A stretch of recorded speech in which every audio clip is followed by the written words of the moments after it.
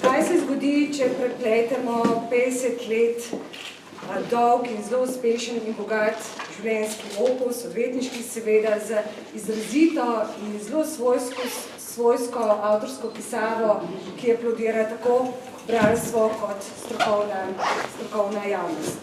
Literarne uspešnice. Peter Čeferin se podpisuje že 4.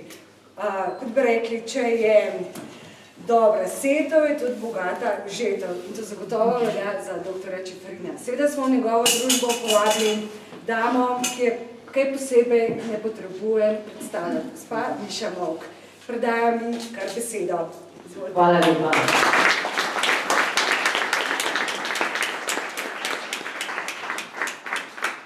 Hvala lepa, lepo pozdravljeni dame in gospodje, spoštovane in spoštovani. Nocojšnji gost je galanten, uglajen, duhovit, bister.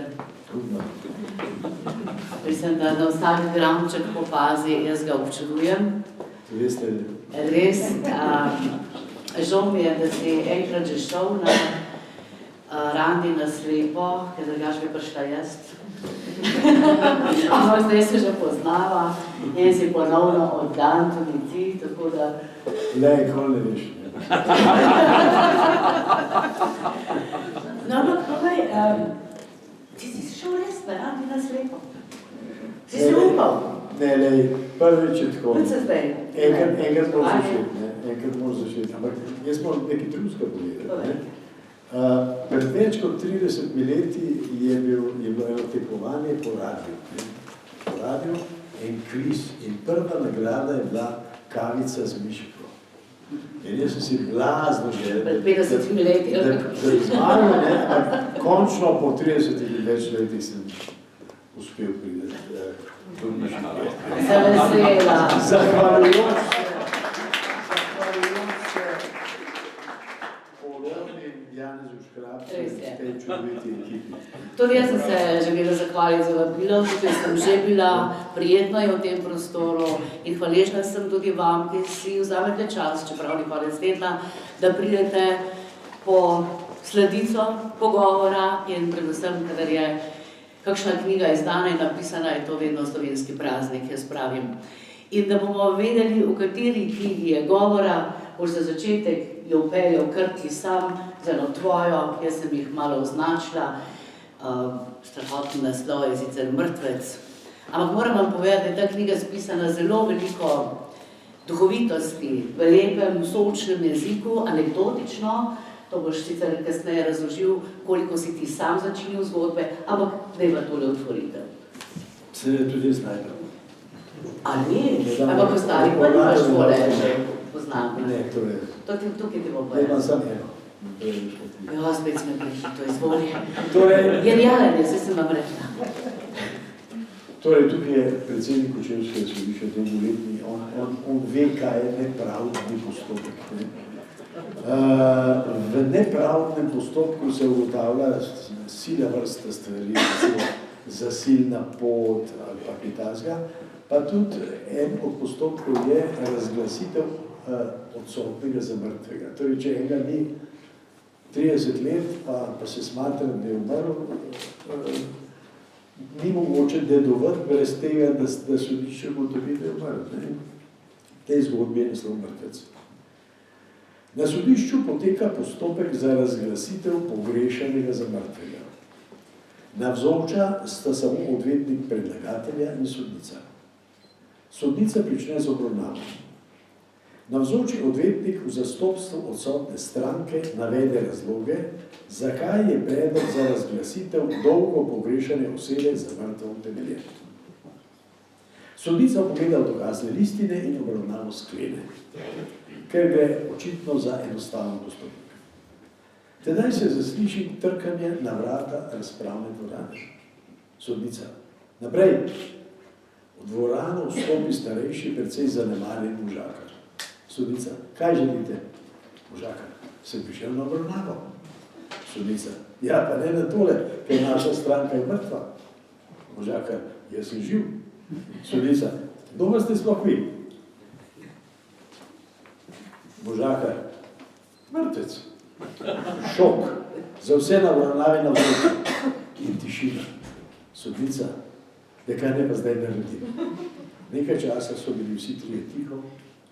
Nato pa so se strinjali, da v predlogu navedeni mrtvec ni niti pogrešan, niti mrtev. Pa so šli domov.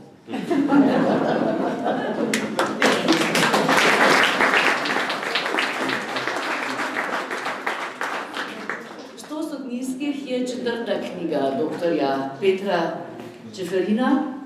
No, najprej pa tole povedala. Peter je navajen vsak pogovor pri vsaki predstavitvi vnaprej zvaditi. On se zmeni z voditeljem in potem zvadita ta pogovor in ga znata skoraj na pamet. Jaz nekaj midva ne bova vadila, ker jaz sem človek improvizacije. Jaz sem parkrat telefoniral, da je bil vprašanje pošli. Za Božje voljo, ne moram improvizirati tle v Hrvačiji, ker je v bistvu kulturni center za bog države.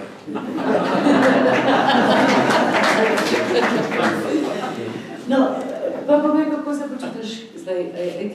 Ne, posledno. Slabški nisva zdaj. Jaz se ti slabo počutiš, ker nisva Ne, zdaj. odlično se počutim. Že v avtu, ko smo se pelali, sem se dobro. Ideja se ga povedati. Vroče je, da. Skratka, četrta knjiga je knjiga 100 sodniških. Brskal si po arhivu, da si vse tele res zelo duhovite anekdote poiskal. Koliko časa si brskal po arhivu? Torej, smo tako povedati, prve 3 knjige sem jaz na dah napisal, zato ker sem jih 50 let te zgodbe nosil s sabo. Za vsako knjigo sem rabil 14 dni. Pa sem pa ugotovil, da sem 1. maja 65 v bistvu kot odvetniški pravnik stopil v advokaturo in sem zdaj 50 let v tem poklicu. In sem rekel, da bi se spodobil, glede na to, da sem prvo knjigo napisal v 45-letnici naše pisarne. Zdaj sem pa rekel, zdaj pa 100 zgodb napisal sodniških. Ampak zgodbe nisem vedel več nobene. In potem sem se zaprl v arhiv naše pisarne, kjer hladno spisal leta 1967 dalje. In sem več mesecev kopal po teh spisih. Dokler nisem najdel tisto, kar se mi je zdelo, da bi bilo zanimivo za bralce, da bi bilo dobro, da bi bilo objavljeno, da bi se mogoče kdo zamislil, ker to bral, mogoče bi se nekateri zabavali, drugi bi bili resni, tretji ogorčeni. Videli bi recimo, kako se državni aparat obnaša do malega človeka, morda bi pa tudi kakšen študent prava, ki je odnesel tega. Tako je nastala ta knjiga v založbi Litera, mojega prijatelja Orlanda Uršiča, tu navzočega, jaz bi predlagal en aplavz za njega.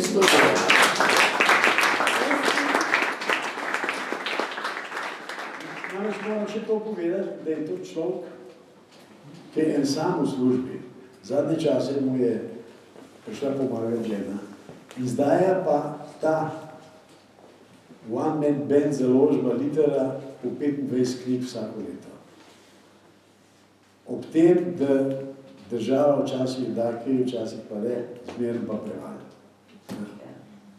Tudi sem bila na predstavitvi te tvoje knjige pred mestom dni poslušala predstavitev Orlanda s kakšnim resnično sočnim, bogatim, skoraj seveda tudi filozofskim jezikom je predstavil to knjigo, tako da ni to samo tukaj dejanje komplimenta, ampak z vsem spoštovanjem do vašega dela. Resnično. Vprašala te bom, koliko ti sam začiniš te anekdote? S tvojim vlastnim jezikom? Ker vem, da imaš rad humor. Ne, jaz imam rad humor, jaz se nočem hvala, ampak jaz mislim, da tisti, ki nima smisla za humor, ni preveč pameten. To je ena izjemno koristna zadeva, zlasti v teh časih, ker ti pravzaprav sam humor pomaga včasih, da preživiš. Prvo knjigo mi je izdala Cankarjeva založba in že v uvodu prve knjige sem napisal naslednje, da so dogajanja v resničnem življenju pogosto mnogo bolj šokantna od še tako fantastične literature. Namreč, jaz hodim 50 let v službo, v pisarno kot odvetnik 55 let imam pa delovne dobe, pa sem še zmeraj v rednem delovnem razmerju. Razlog je ta, da mi v 50 letih niti en dan ni bilo dolgčas in da se vsak dan nekaj zgodi, vsak dan je napet. Mi smo edina pisarna, ker ima 24 ur na dan dežurno službo in jaz zjutraj zvem, kdo je koga bo po noč potovil. In imaš tudi najdaljši odvetniški staž za slovensko. Ker sem omenil humor, ironijo, ti si že leta 1963 so v Mestnem gledališču Ljubljanskem dve tvoji satiri odigrali. Je bilo to na povabilo? No, jaz si pripovedoval v teh satirah? Jaz sem takrat novinar. In eden od mojih urednikov, star gospod, Bojc se pisal, bil je mož od igralke Mestnega gledališča Ruše Bojčeve, znane igralke. On je mene ne samo da me slovensko učil, pa kako se piše, ne, ampak je bil tudi izreden smisel, če sem jaz kaj izven novinarskega napisal. Tako sem mu pokazal nekaj satir, je rekel, no, to pa Tirano mesto. On je takrat režiser v Mestnem gledališču in so odigrali dve satiri. Ena je bila Srečka, ne? Kratka zgodba, takrat je bil vrhunec socializma, ne? Marksizma in tako naprej. Jaz sem pa napisal eno zgodbo, da je en idealen komunist dobil eno srečko, ampak je nekaj po eno je šenko. In ko je zadev milijon, je odklonil denar, ker je rekel, da lahko samo s svojim delom prideš do denarja. Ne na tak čuden način. In so ga zaradi tega zaprli v psihiatrično ustanovo. Ta druga zgodba je bila pa pridržanje do iztreznitve. Jaz sem glede na svojo znano in že opisano živahno mladost bil specialist za pridržanje do iztreznitve. In ta zgodba je pa obravnavala ženski pa moški zapor.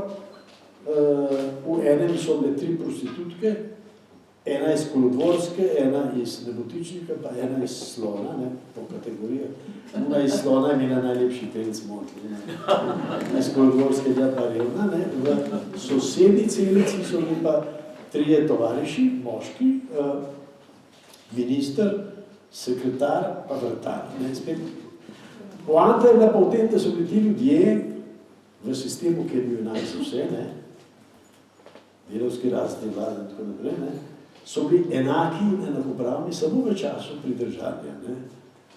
Dokler so bili v arestu, so bili vsi enaki, ta najbolj slabš plačana prostitutka je imela vse montlo iz Slona, ki je bila najbolj bogata.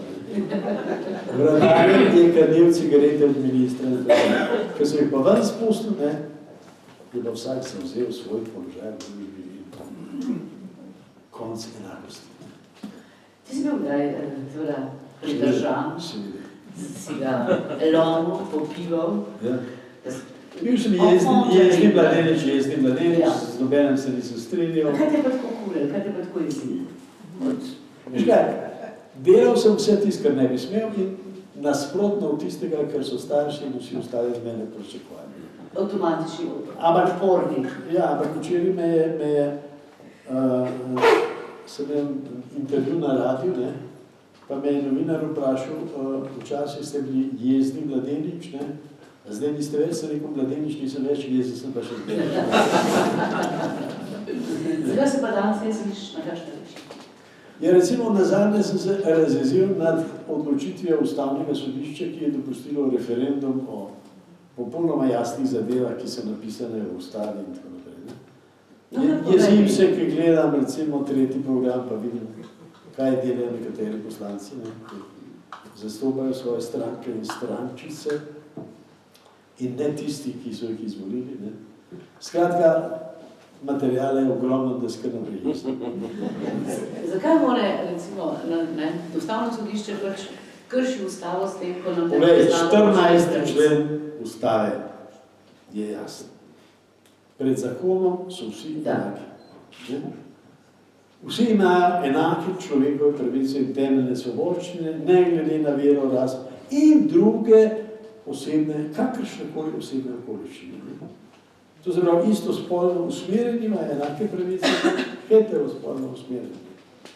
Obstaja pa še eno načelo, in sicer načelo privilegija manjšine, kar pomeni, da večina nikoli ne more odločati o pravicah manjšine.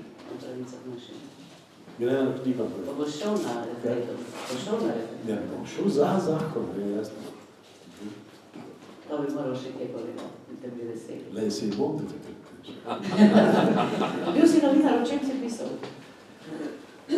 Bil sem novinar pri eno zelo dolgočasnem časopisu, in sicer Gospodarski vestnik. Ja. In dali so mi čez finance.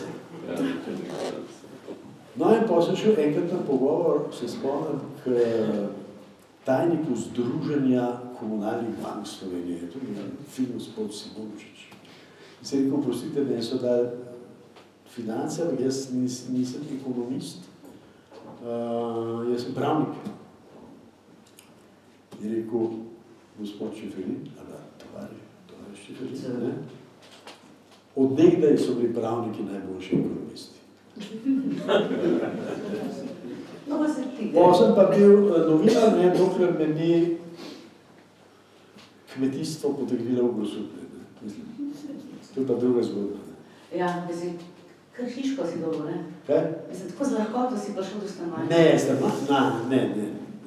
Da ne boš rekel, da si ga ral, v tistem času si dobil tiste stanovanje. Ne, jaz sem imel takrat leta 63, sem imel intervju s takratnim ministrom za kmetijstvo. Ja. Si že vedel, s kom je In je treba. prekorakal S kom se splača. njegov brat, generalni direktor Agrokombinata Grosuplje.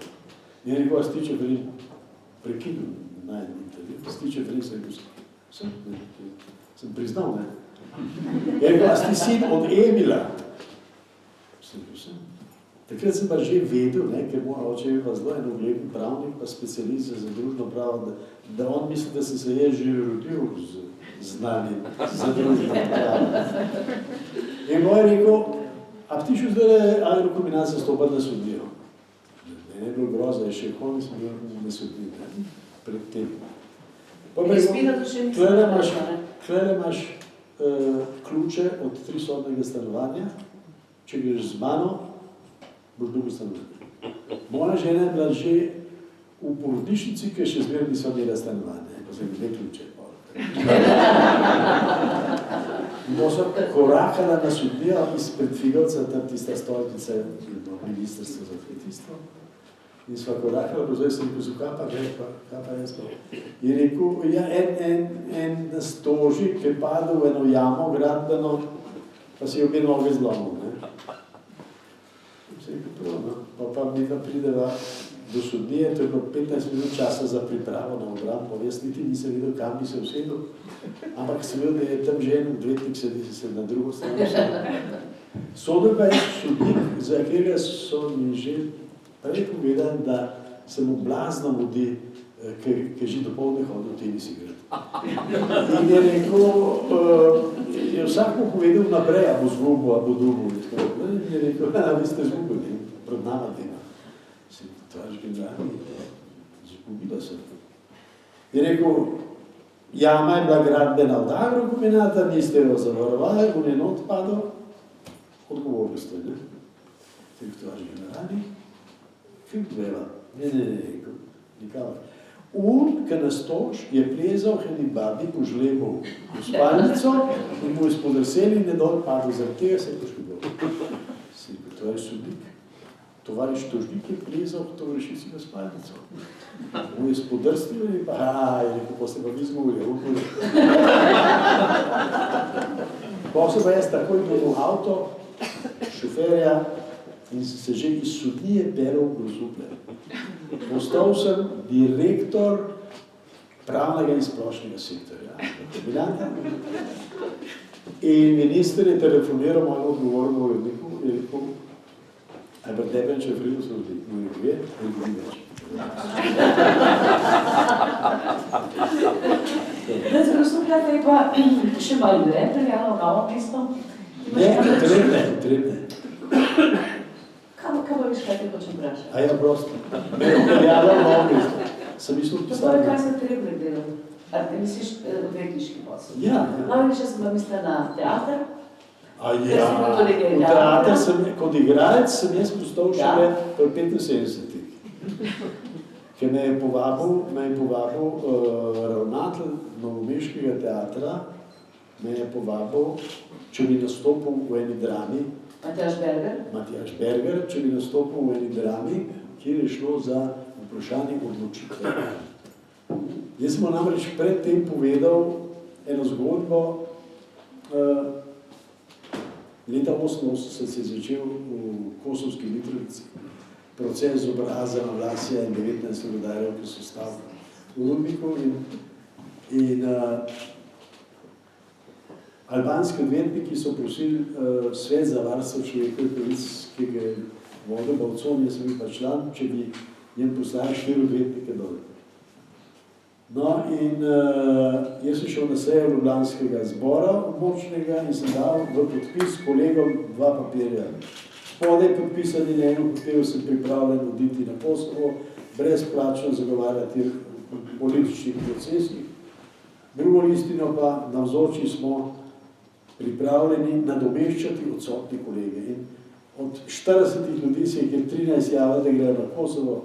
Mislim, to bilo dobro, da ljudje vejo, ki skozi govorijo, da gre odvetniki sam za denar. Brezplačno smo bili 6 mesecev na Kosovo s prekinitvami. In to je Bergerja toliko navdušilo, da so se ljudje odločili braniti nedolžne ljudi, da je hotel to ukomponirati v to dramo odločitev v Mukdelu, je naslov drame, Bertolta Brehta. No in ker jaz ipak nisem poklicni igralec, so mene posneli, jaz sem na video, tako oni so pač glavivali. Tako sem doživel tudi, da sem bil igralec. Gledališke predstave, ja. 3-4 leti. Res je, Lenart Krivljivski. In seveda ima dr. Peter Čeferin tudi črn pas v karataju, ne?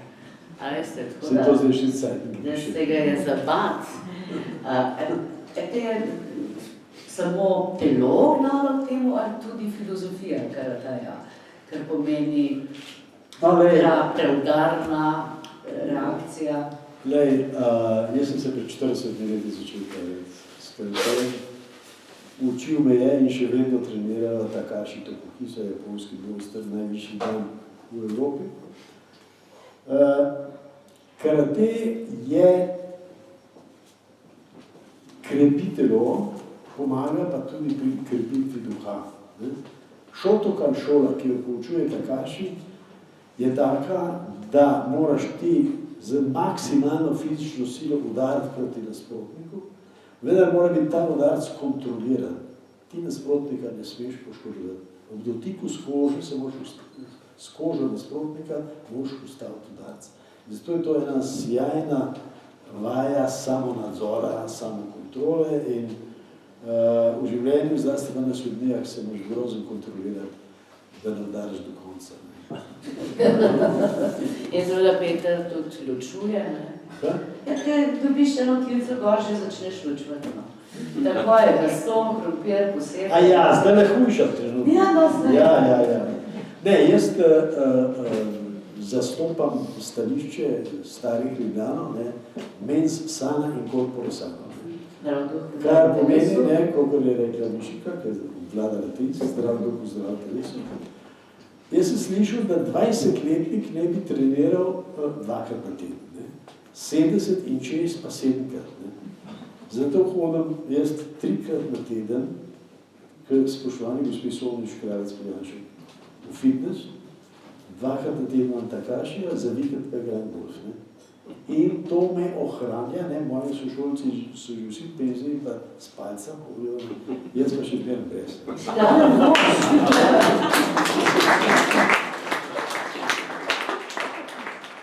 Idealen moška, da ne nič doma, ne? Evo, bi to vzela? Takoj.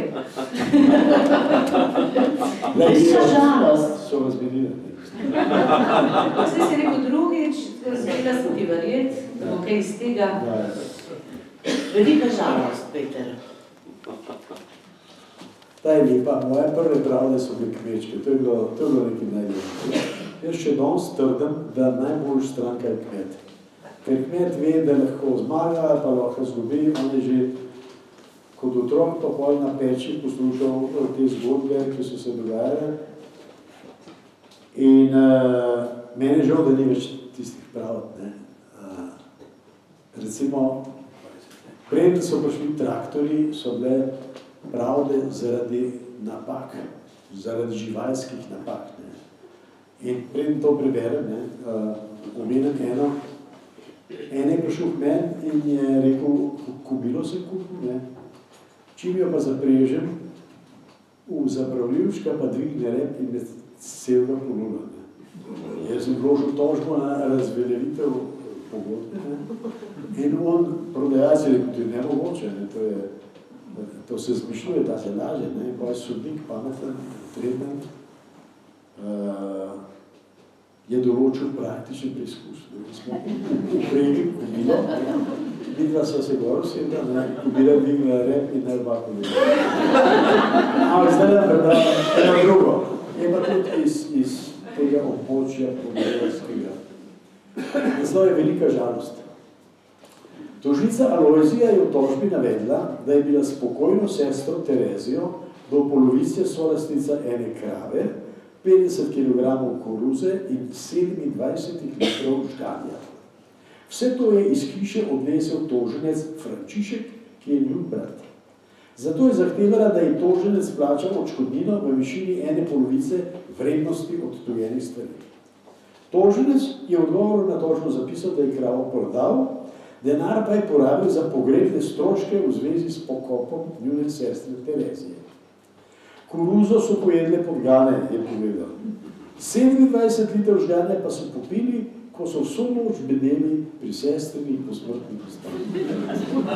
Na vprašanje sodnika, kako je mogoče, da so v eni noči popili 27 litrov žganja, pa je toženec povedal, da je bila pač žalost vseh, ki so bedeli tako velika.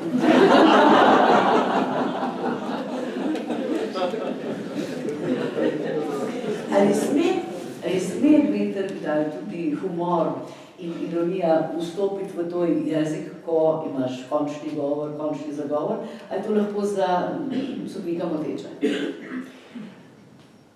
Ti moraš zmeraj vedeti, kakšen je približen sodnik, kakšna je atmosfera, kakšna je situacija.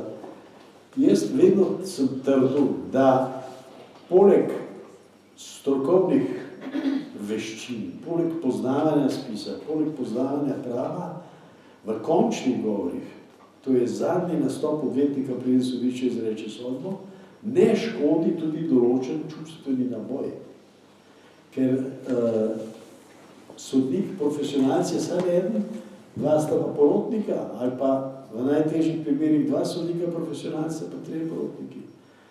In pri tem čustvenem naboju mi je tudi pomagalo novinarstvo in pa poznavanje temeljnih zakonitosti teatra.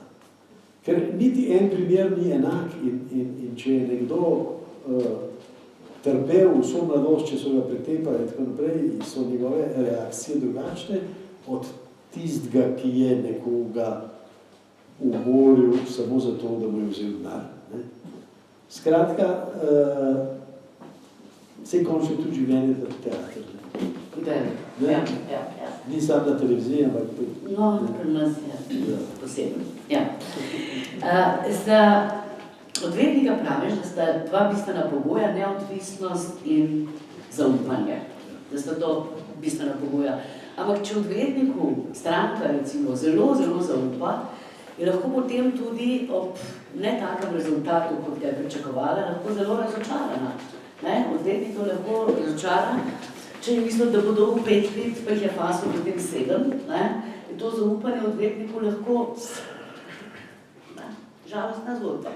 Temeljni zunanji pogoj za funkcioniranje odvetništva je njegova poklicna neodvisnost. To se pravi, da je neodvisen od vsakega zunanjega vpliva, ko se odloča, kako bo uspešno učinkovito zastopal svojo stranko.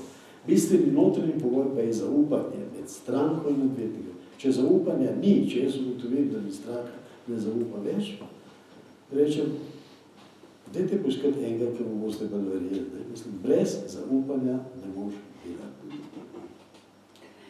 Seveda je pa stvar, da imamo kodeks poklicne etike, je stvar, ali imaš ti pošten odnos do klienta, ali ne. Če pride klient za zahtevo, da vložiš tožbo, ki nima podlage, je dolžnost odvetnika, da mu reče, da to nima smisla, ker ste ne sam stroške. Tvoje znane stranke so bile, da se spomnimo strank dr. Petra Čeferina, Davorin Sadar, Ivan Perić, Josip Lončarič, Mitja Ribičič, Osman Dogić, Sandi Grubelić, Same Barabe.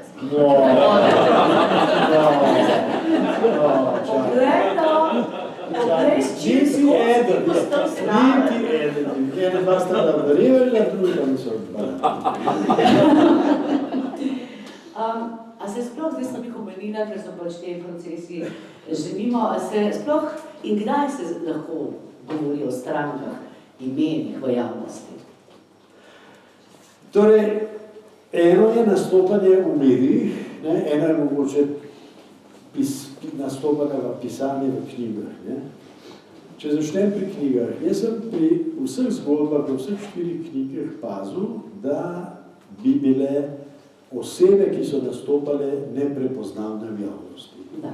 Razen za eno samo izjemo, kadar sem želel, da so spoznavne, da so prepoznavne. In kadar je bilo to v korist stranke, Grubeliča, ki si ga omenil, sem jaz opisal v tej knjigi. Pa še vam skrbega drugega. Ja, ker gledam ta spisek, pa ni popolno. Je pa tako, a veš, odvetnik ni zato, da pomaga sodniku, da zapre klienta. Ti imaš na en stran državo, bom ponovil eno definicijo, ki je en teoretik v Ameriki napisal enkrat pred 50 leti, jaz so pa vsak let ene 10krat ponovil, tako da zdaj že govoril, da je to Čeferinova definicija, ni moja. Kazenski postopek je spopad med enormno močnejšo državo, ki ima monopol nad fizičnim nasiljem na eni strani in šibki posameznik na drugi strani. Kakršenkoli ti človek je, a je morilc, a je karkoli, on je ena sama samcata oseba proti državi, vojski, policiji, arestom, paznikom. Revež, recimo Perić, Revčki so pisali. Revčki, bogi, veliki državi, bogljančki. A s koga povozila zdaj, recimo? Ne? Nisi še, ne? Ja, v sekundi, se lahko, v prometu si v 10 sekundah spremeniš položaj. To že, če takrat lahko je rekla, da se levca. Da je Grubelič ni benga povozil, ampak jih je... Čak. Grubelič. Glej, ne bom pa še reklamo delala, ne bom delala reklame. Vprašala te bom, avstrijski cesar, je bil najbolj pameten mož na slovenskem ozemlju. Ja, kako je preverjal on zakone? Torej, mene zmeraj, jaz sem že večkrat rekel, da je bila na slovenskem ozemlju nazadnje pravna država za časa avstrijskega cesarja. Ja. Potem pa zmeraj vprašaj, a resno misli, pa zmeraj povem, da resno misli. Naši zakoni od jugoslovanskih do sedanjih so taki, recimo, da 3 doktori prava imajo 4 različna tolmačenja. Za časa Habsburške monarhije je pa dal cesar prebrati zakon, prednji šel uradni list, enemu kmetu, enemu delavcu. Če ste ga zastopila, je šel uradni list.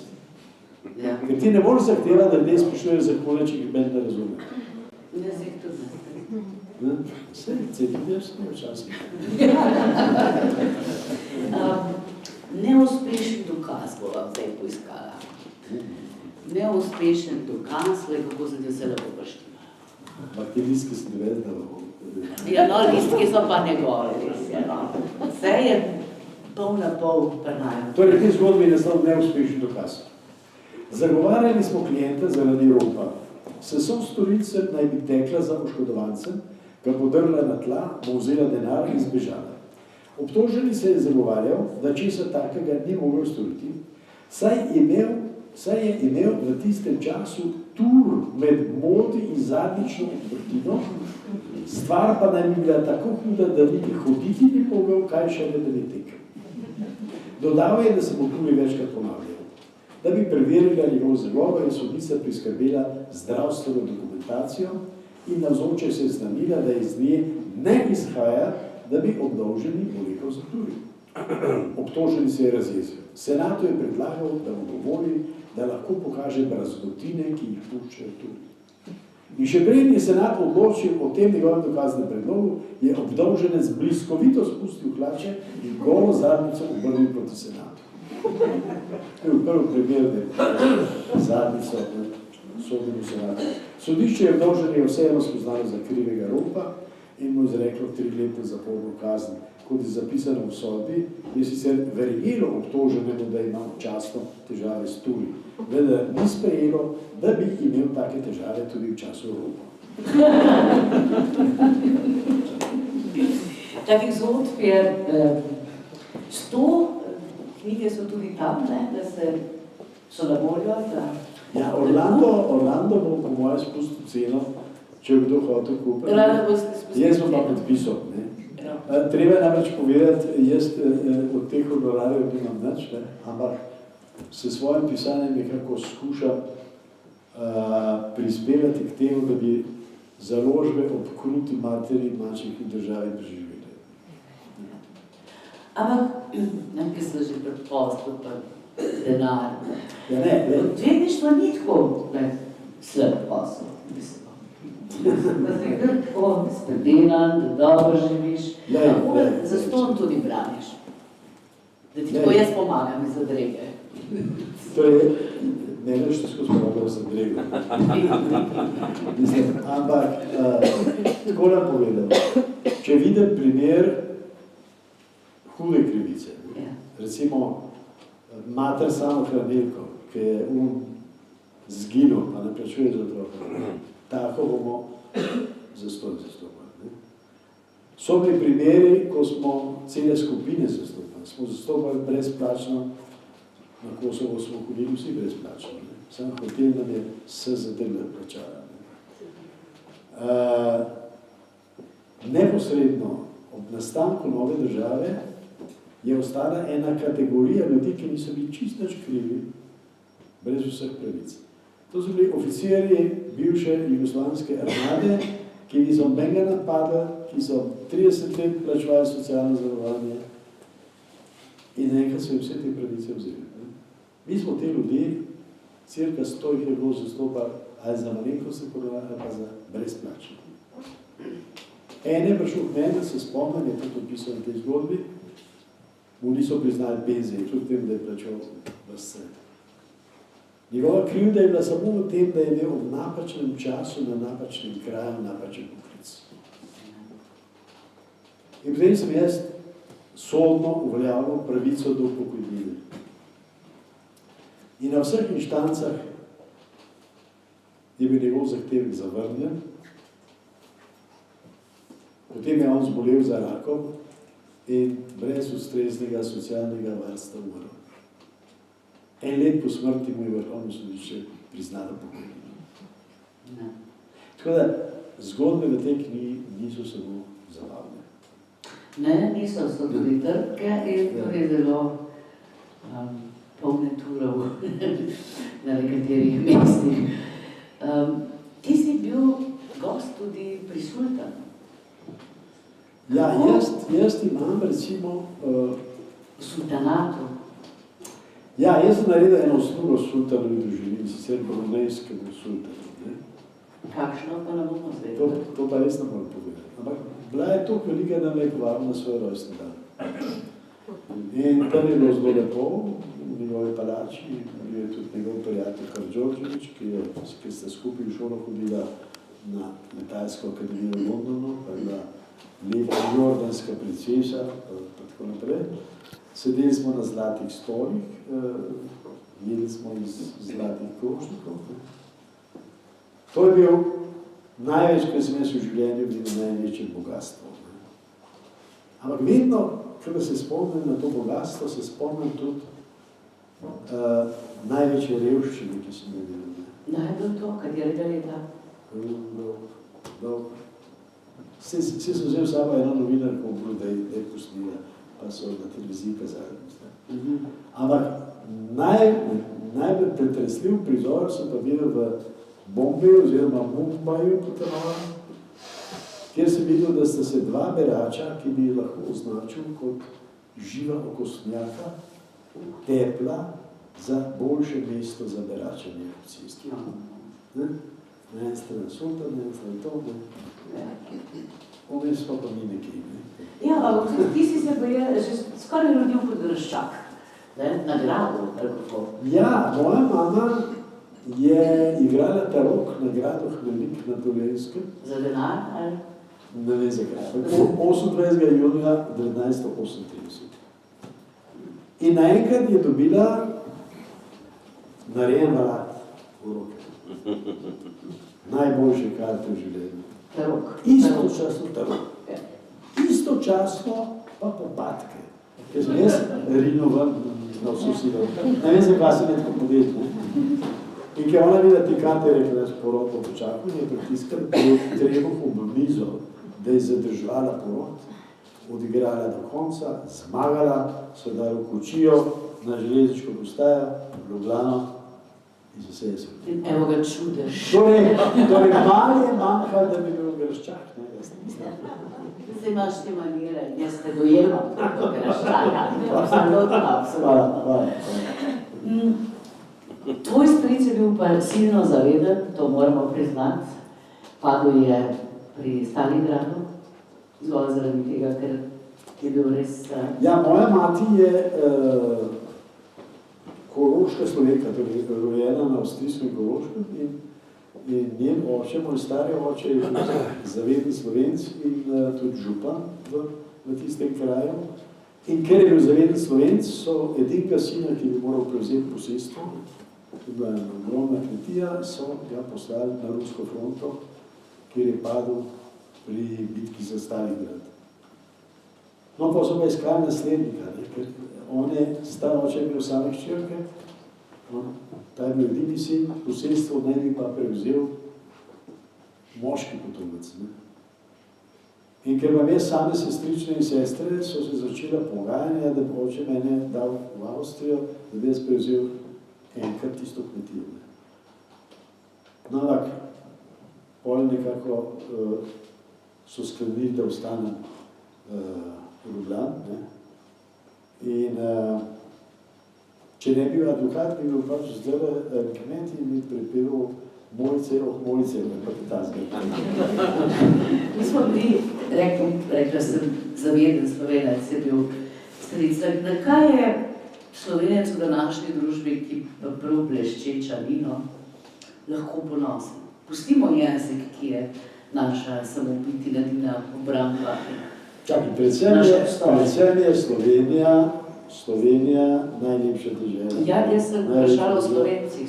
Slovenija je prekrasna. Prekrasna, ampak Slovenci so tudi prekrasni. Koliko okupatorjev so preživeli. Najprej Dunaj, pol Beograd, zdaj Bruselj.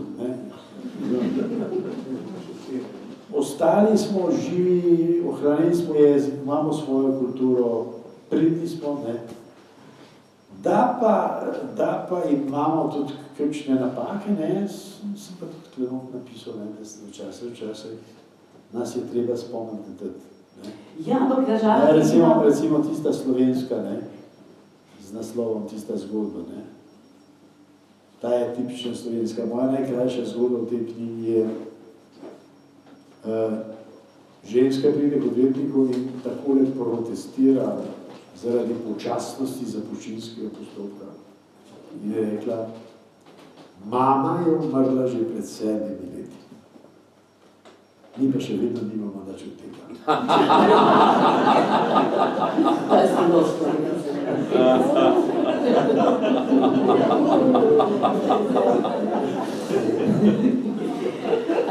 Ampak govorim ti državi, ki nima enotne sodne prakse, kjer je zelo veliko dokazov, recimo pridobljenih na nezakonit način.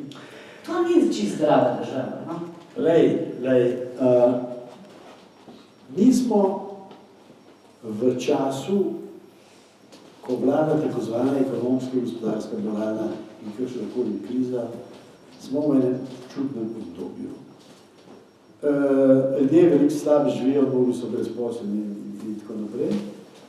In kadarkoli je bila kakšna kriza v neki državi, so si izmislili ene krivce. Ne? In zadnje čase, zadnja leta so se začeli pojavljati v medijih zahteve, ne, da ne eno določeno kategorijo ljudi kar na brzino obsodijo, najrajši na smrt. Ne. In najboljši je bil tisti sodnik, ki je v 14 dneh končal proces. Ne. Daleč od poštenega sojenja, daleč od temeljnega načela poštenem sojenju, to je, da je nekoga mogoče obsoditi samo, če mu je krivda dokazana izven vsakega razumnega dvoma. In mi smo zdaj v enem takem histeričnem položaju, jaz mislim, da imamo največ ovadenih ljudi na prebivalca. Lahko, da jaz mislim, da še ovaden izvede, ovaden to, da prebere od sajcega, tega dele. In zdaj je nastala ena situacija, jaz sem že 2 apela v tej smeri javno izjavil, na zadnjem včeraj po radiju, da je nemogoče, da obstaja v Sloveniji popolna zmeda o pojmih, kaj je pravo, kaj je pravica, kaj je pošteno sojenje. Pregaženo je nešteto kot ustavno načelo domneve nedolžnosti. To je, da je nekdo krivšen takrat, ko je to ugotovljeno s pravnomočno sodbo. Najraje bi, da bi ljudi likvidirali kar pocajanje, da ni stroškov tam sojenje. Ne, to ne, način ne. No, pazi, kaj je to? In moj apel je bil, ne, v takem položaju bi se morali javno oglasiti največji pravni teoretiki in povedati, kaj je kaj. Vsaj novinarjem ne bi držali na šolo. Ti si omenila problem nezakonito pridobljenih dokazov. Mi imamo, hvala Bogu, v Sloveniji ureditev, ko lahko policija nekomu prisluškuje, če je dal dovoljenje preiskovalni sodnik. V drugih državah to, kar policija naredi, ali pa tožilec, ali pa to, kar koli. In v enem od procesov sem zasledil v medijih izjavo ene znane državne tožilke, ki je vzklipnila, da imamo v Sloveniji previsoko raven varstva človekovih pravic. To je katastrofalna izjava. Če bomo v Sloveniji znižali raven varstva človekovih pravic in če bo lahko prisluškovanje odrejeno brez odločitve sodnika, potem bodo jutri prisluškovali vam, na tebi, meni pa že. Ampak vzdajno mislim, da ne obstaja neka elita, gospodarsko-politična, ki je skoraj nedotakljiva. Ti seveda v tem, da smeš spet nič reči, ker smo tudi svoje stranke. Ampak da je pri nas sploh kdo v zaporu. Pri nas je v zaporu sam Hilda, oprosti. Ona brani čast teh. Poslušaj, glede tistih drugih izven Hilde, če ti povedal. Vsi zbolijo. Hvala Bogu, je te ekspresne obsodbe v zadnjem času razveljavilo Vrhovno sodišče. Če je postopek nezakonit, je treba, če je nekdo nezakonito obsojen, je treba še enkrat stvar pretehtati. In ti ljudje niso osvobojeni, ti ljudje čakajo na novo sojenje. Ne, ali pa zastara, prosto. Najraje pa zastara. Zastara ni na novo dočekala v tej zadeve. Midva ne, To je zelo dobro. marsikdo pa je. A ne, en revež, Kdo je zastaral? Kdo je? Patrija je zastarala. Kdo? Patrija. Zadeva Patrija je zastarala. Je pa se je dolgo rekla. A vidite odgovore odvetnika, ne? Ne, poslušajte. Vse mi žal, pa bi namala. Zdaj ti nas nekaj povedal, ker je javno Odkrito. Mene imajo od rojstva naprej za levičarja. Ampak, ki so meni pokazali obtožni akt v zadevi Patria, sem jaz rekel, na osnovi tega ga ne more obsoditi, ker ni dovolj dokazov. Ja, je pa namreč kaj jaz pogrešam pri naših pravnikih? Oni razlagajo pravo glede na svojo ideološko usmeritev. Levi bojo rekli, Madonna, Janšvet je zaprt, desni bojo rekli, hvala Bogu pravica in tako naprej. Jaz, pa tudi glede desnih storilcev, domnev, kot levičar rečem, a je v skladu z zakonodajo, ali ni v skladu z zakonodajo. In tisto, na kar sem glede naše pisarne najbolj ponosen, da 50 let nismo delali nobene razlike med levimi, desnimi, rdečimi, črnimi. In ko sem v nekem trenutku opazil, da imamo preveč levičarjev med stran, sem rekel, dajte Peterletu pa njegovim popust. Da se ne pomagali izenačili. No, to pa zelo cenim, da se mi da res ta razpad med leve in desne res ugonareč za našo družbo. Povej mi, a ste odvetniki tudi kdaj ustrahovani, zastrahovani, zato... Kaj smo? Zastrahovani, zato... Če si pa zdaj, ne moreš biti odvetnik. A sem ti odgovoril? Ja. To lahko pritiska na vas. To sem v enem intervjuju rekel, pa je pa novinarka napisala v intervjuju odvetnik, da smo videli zdaj, ampak je urednica, ti si črtala. Ampak pol na konci je napisala, da sem tudi to rekel. Ampak v naslovu pa ni smel biti. Ampak klede, ker smo med prijasnimi ljudmi, da je rekel, on pelc na šifre, ne? A pošteni, ne iskreni. To je ona pila. Pila? Majda se ne iskreni. Klebalo, tudi uporabljamo izraz pozdaj, ne bezdaj. Ti praviš ti, da te elite naše zaščitene, ni teorija belih ovratnikov ne obstaja. Lej, laži naredil en kompliciran kaznivo dejanje s področja gospodarstva en doktor ekonomskih znanosti. Ne? Ampak kaj to pomeni? Da je treba kriminaliste, tožilce in sodnike tudi ustrezno izobraziti. Le v tem primeru bodo lahko obvladovali tudi to področje znanosti. Ampak kako ti, ki bi pa morali iti v zapor? Pa ni več ti, ki bi pa morali iti v zapor, pa so zdaj bolni. Koliko časa, koliko let bojo zdaj, koliko let so lahko bolni? Ti govoriš zdaj tako, kar široke ljudske božice. Vsi tisti, o kateri govoriš, so imeli izvedeniška mnenja, iz katerih je jasno izhaja, da niso sposobni spremljati obravnavo. Ampak ti enega obsodila, da bi kaj vreča, da bi se delal, jaz sploh ne bi vedel, zakaj gre. Jaz sem videl, recimo, za malčenja zdravniška spričevala, ne?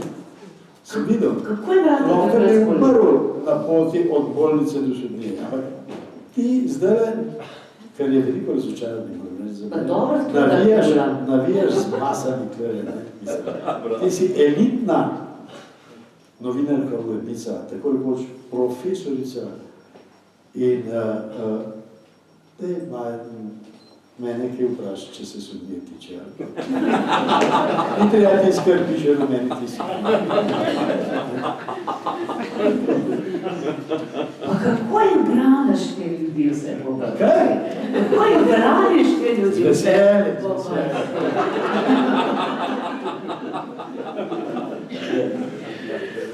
Ljubim si, tudi ti. Zdaj pa še šoferina zaprto. Enkrat je rekel, včasih je bil predsednik gospodarske zbornice, sicer pa bil znan dirkač za avtomobili Je rekel, jaz ne razumem te države, zakaj ne dajo Čeferinom vsak mesec 100.000 mark, da ne nobenega zagovarja. Mislim, da še zelo bistvo.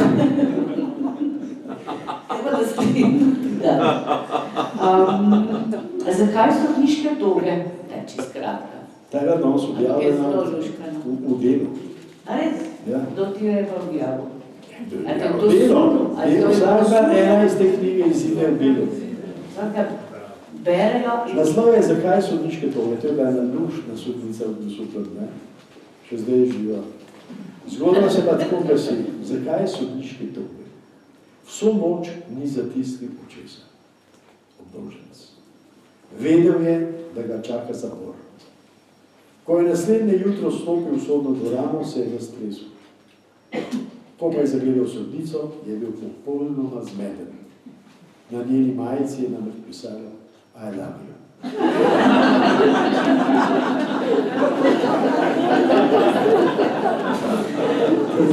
A srček je bila, ne?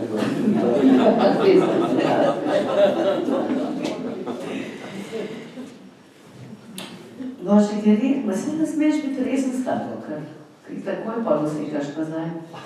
Da je treba... A sem te razjezil? Ne, ne moreš me, če te imam rada. Kaj misliš o omejenem sodniškem mandatu? Da je prav, da je omejen, ali da je boljše, da je trajen? Če bi bil sodniški mandat omejen na določena leta, Da. bi sodnik pri svojih odločitvah pazil, da bi bile zlasti ob koncu mandata, ko je pričakoval, ali bo še sodnik ali ne, da bi bile njegove odločitve dopadljive vsakokratni politični garnituri. To se pravi, sodnik, ki bi čakal, ali bo še izvoljen ali ne, bi bil sporno, ali bi bil neodvisen. Če ima pa do penziona mandat, ne, je pa nevarnost, da postane lem, ne, da se mu vse fučka, ne, da ni pripravljen. Ne. Zato bi jaz mogoče uvedel ene par let en tak poskusno dobro. Ne. Tako kot Snažilka vzameš, tudi sodnika vzel za par let poskusno, če bi se izkazal. Ne. Pomaš pa seveda tudi razne disciplinske in druge ukrepe. Skratka, načelno sem za trajni mandat, s tem, da bi pa sodniki več od sebe dali, več vase investirali, seveda pa ob pogoju, ne, da bi malo bolj plačan. Tako, ker občudujem našo policijo, ki za 700 evrov ali koliko na mesec vsaj dan nosi svojo glavo na prodaj. To je škandalozno, da ne znajo ključnih stebrov države plačati dostojno. No, zdaj imaš pa to državo malo manj rad, kot jaz prej. Ti si pa že prišel na to. Prej si jo že občudoval, zdaj pa si že ti ugotovil, da je pomanjkljivost. Čakaj, Bog pa rad tistega, ki ga tepe, ne mislim. Tepe tistega, ki ga naredi. No, Dostojevski je rekel z očino in kazen, da če ne bi bilo Boga, bi bilo vse mogoče, da so eni ljudje, da se ljudje delimo na uši, tiste, ki si nič ne upamo, in na tiste, ki vzamejo si pravico v svoje roke in da so sposobni napraviti tudi zločin. A si ti veren? Lej, jaz bi tako rekel, ne, jaz sem mu zelo rad pomagal čitati. In ko je umrl, sem se jaz srečal z enim spoznanjem, ki ga nisem mogel razumeti, čeprav čisto enostavno. Kako je mogoče, da iz tega človeka nikoli nič ne bo videl?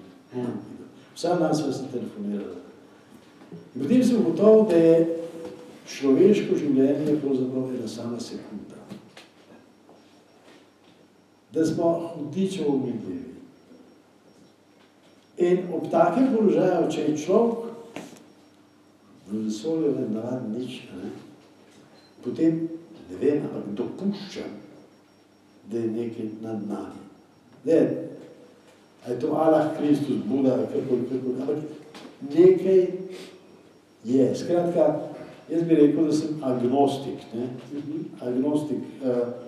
Dopuščam, da nekaj od nas močnejšega je, ker mi smo preveč šibki, da bi bili edini v stvarstvu.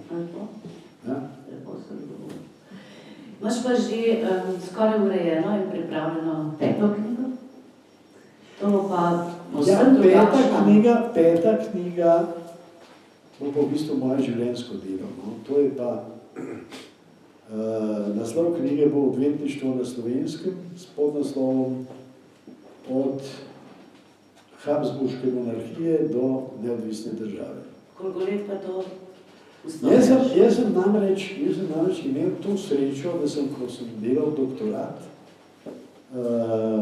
pol doktorata je bila zgodovina pravna, zgodovina odvetništva. Vodil me je fantastičen gospod, akademik, profesor dr. Sergij Vilfan. In jaz sem najdel na podstrehi Odvetniške zbornice arhiv od leta 1850 do danes. In imel sem to srečo, da sem prvi, ki je večino tega arhiva videl. In potem sem si leta in leta izpisoval dokumentacijo, pisma, tako dalje, peticije, kdaj smo začeli prvič slovensko govoriti na sodnik, tako naprej, za čas Avstrije in tako naprej. Medvojne tragedije, povojne tragedije in tako dalje. In zdaj bom to objavil v tej knjigi. Kronološko bo šlo to? Ja, začenši z Habsburško monarhijo, potem z Prvo svetovno vojno, kraljevino SHS, kraljevino Jugoslavijo, Drugo svetovno vojno, SFRJ, FRJ, Slovenija. Ne? Ampak to na prvi pogled ne bi bilo zanimivo za vsakega bralca, ampak jaz mislim, da bo zanimalo tudi nepravnike, ker spoznavati zgodovino je pomembno, če češ preživeti sedanjost in upati na bodočnost. Preden bova zaključila... Seveda. To so nam pa tudi vprašali novinarji. Moja ljubezen pa ostane v kratke zgodbe. Ja. Ne vem sicer, odkot jih bom skopal, ampak rad bi jih še napisal. To še jaz kakšno povedala. Bova zaključila knjigo 100 soldijskih, zgodbo o, tam je to zelo simpatična, Sotla zaradi očetovstva. Oj, ta je huda. Luštna. Tak je všečna. A se spomniš svojih zgodb? Ta je simpatična. Mariborski kolega mi je poročal, kako se je toženi očka na neki sodni obravnavi na vse preteke trudil, da bi sodnika prepričal, da ni oče nezakonskega otroka. In na koncu sodne obravnave je v obupu vzkliknil. Ampak gospod sodnik, saj mi sploh ni prišlo. Sodnik ga je nekaj časa gledal, na to pa izjavil, ti bo že po pošti prišlo.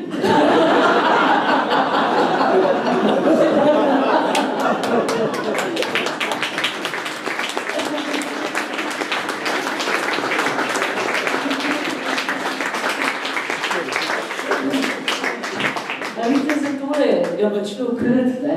Ker je... Vse je s tebe tudi. Ker je res toliko, res vitalnosti, igrivosti. Sem pa prosila, če boš napeljal še na to zadnjo knjigo, oziroma ne bom rekel zadnjo, ampak peto. Si dal tle v žepek, opomnik. Ja, jaz sem tukaj skiciral eno zgodbico, ki bo verjetno šla iz knjigi leta 2017. Tako bo žalostno, pa bolj resnična. Ker je pa aktualna, ne? Aktualna. Vi pa moram povedati, da ste prebivalci Ribnice in okolice prvi, ki jo boste slišali.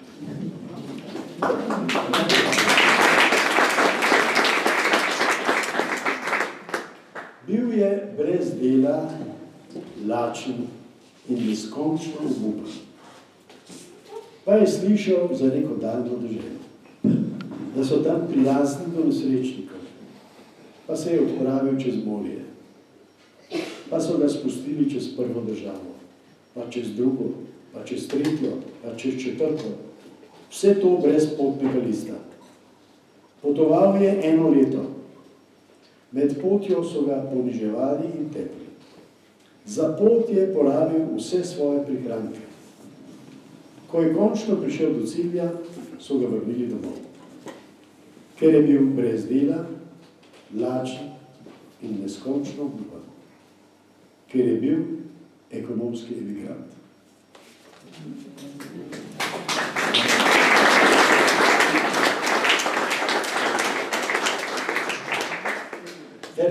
Zaključujem naš uradni del, če imate karkoli za povprašati, doktorja Petra Čeferina, vidite, da vam bo z lahkoto odgovoril, brez zadrege, bo našel več variacij. Kako ne bom razpoložen v taki družbi. Hvala lepa, Peter, za pogovor.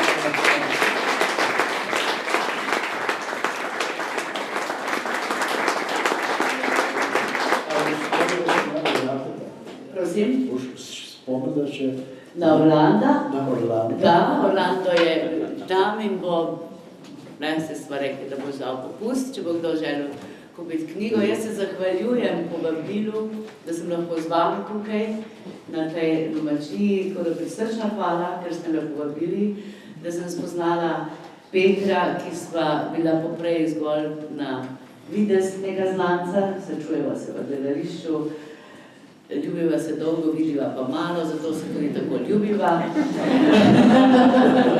No, jaz bi tudi rekel, da sem zelo počaščen, ker dobiti pravico nastopati v Hrvaščini je velika čast. Je čudovita publika, fantastični ljudje. Hvala, da ste me povabili, gospod Loro. Ja. In hvala vam.